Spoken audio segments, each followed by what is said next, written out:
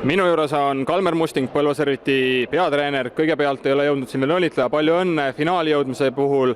Miinimum eesmärk on ilmselt täidetud. Jah, aitäh õnnitluste eest ja kindlasti eks meie selline vähemalt miinimum oli finaali jõuda ja mängud ei tulnud kergelt, aga oleme finaalis ja jääme ootama siis huviga, kes meile vastaseks tuleb. Mängu teise poole keskel tundus, et asi on juba tehtud. Aga siin viimased minutid võib öelda, et läks isegi mingi hetk päris pinevaks, et saan aru, kasutasite noori mängumehi, aga mingil hetkel rünnak takerdus. Võtad võib-olla lühidalt kokku? Ja, et domineerisime mängu päris korralikult. Juba poolaajaks oli selline turvaline edu ja teise poolaja algus ka ei ennustanud seda, et peame hakkama veel 3 ja 4 väravalise eduseisus ainult mängima, et võit ei ole väga kindel, aga ma arvan, et pigem jäime täna ikkagi seal eriti teise poola keskkohast jälle kaitses hästi passiivseks.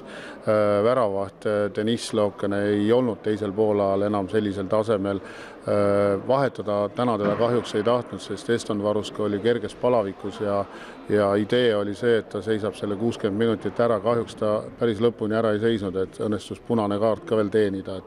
Aga pigem ikka jah, et selline kaitsetegevus jättis päris kõvasti soovida teisel poola just sellest keskkohast ja vastaste selline liidermängija, rünnakute liidermängija Aleksandr Oganesov sai jälle enesekindluse sellest ja tuli ja tampis seal ilmselt vahepeal 4-5 rünnakut meil järjest väravaid, et eks see lõhub moraali ära ja siis mäng selliseks natuke läks, aga oli riietusruumis juttu, et mängime ja pingutame selle teise poole ka korralikult ära, et mitte selle ideega ainult, et lihtsalt ära pingutada, vaid just vaadates seda, et võistkond oleks finaaliks nagu hästi valmis, siis täna ma selle teise poolega rahule ei saanud jääda. Aga ka sulle 2 intrigeerivat küsimust, et vastasmeeskonna parim mängija täna? No, resultatiivsuselt ikka jälle Oganesov ja eks ta siin teise poolajal oli selline, ütleme sellise murdemomendi või murdehetke tegijaks ka, et nende järjestikuste väravatega sütitas teised ka ära ja Aleksandr Oganesov on see nimi. Keda ootame finaali vastaseks? Ootame seda, kes osutub poolfinaalis paremaks, et ega siin ei olegi midagi, et ühtepidi võib-olla käsipalli jaoks oleks parem, kui toimuks mingisugune teine finaal, traditsioonilise viimase 5-6 aasta finaali asemel Põlva Kehra võiks ju olla midagi teist, aga samas on see vanade